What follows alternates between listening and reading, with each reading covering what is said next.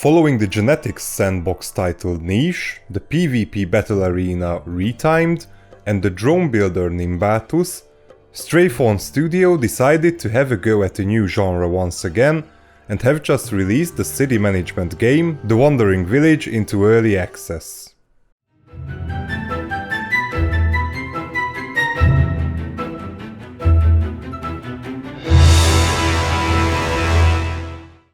At the very core, the Wandering Village is a simplistic city builder. Your villagers require residence and food, so you'll build them huts and assign them to pick berries or farm the land. Obviously, to build you'll need resources, from basic wood and stone to the more advanced upgrades of these in the form of planks and slabs, and endgame options such as glass or iron. As you want more and more workers assigned to the different gathering tasks, you'll have to raise your population, which you can do either via random events or by engaging in the second level of the Wandering Village by scrolling out a little further from your village view. In the so-called Ombu view, you'll suddenly realize your cozy little land isn't exactly as it seemed at first glance, but rather what you've been living on is the back of a giant creature, the so-called Ombu. Main purpose of this entire view is interaction with your oversized mount. It is here that you can feed the animal, cure it with antidotes, and using a giant horn, issue commands to it, such as run or sleep. As for why you would do any such, well, you don't really have any other choice. You see, the Wandering Village is an open-ended title.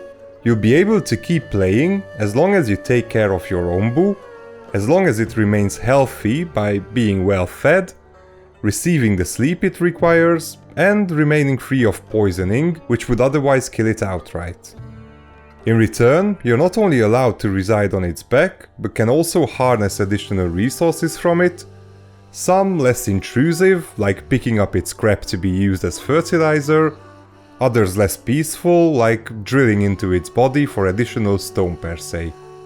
Zooming out one additional step further, we reach the world view, where we also realize our giant companion just keeps on moving relentlessly through the randomly generated biomes, crossing jungles, deserts, plains, and so on. This is also where the importance of commanding the Ombu to go fast comes in, as you want to get out of unfriendly biomes and toxic gas clouds as soon as possible, but if you come across a spot that is rich in Ombu food, for example, you probably want to tell it to stop and eat so you can hold on to the precious resource you have in stock for harder times. This view is also where you can send your scouts out to gather additional low-tier resources, more advanced ones, and most importantly, additional villages. You might want to take it slow and steady, however, as meeting certain milestones comes with ever-increasing needs. Soon you'll find yourself with villagers that want more than just a cardboard box and dirt for breakfast. While individually neither of these systems are complicated, together they form an enjoyable experience and an interesting new approach to the old pick a plot of land and start building formula. There's also a research system in there in the form of a tech tree, split into three aspects. One optimizes the rate and way you can gather resources, another increases the living quality of your residents, and last but not least, you can unlock additional interactions with the Ombu. As far as a freshly released early access title goes, The Wandering Village is in a great state already. During my time, I haven't come across any bugs or crashes, and the core gameplay mechanics are in place.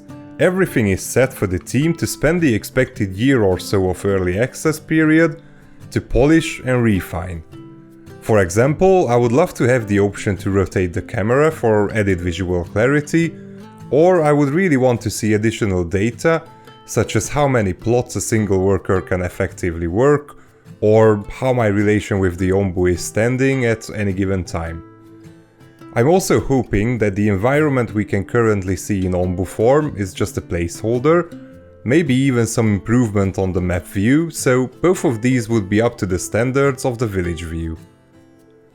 Other than these, however, I can definitely recommend you follow the Wandering Village, at least from the corner of your eyes, because it's building up to become a solid entry in the city building genre.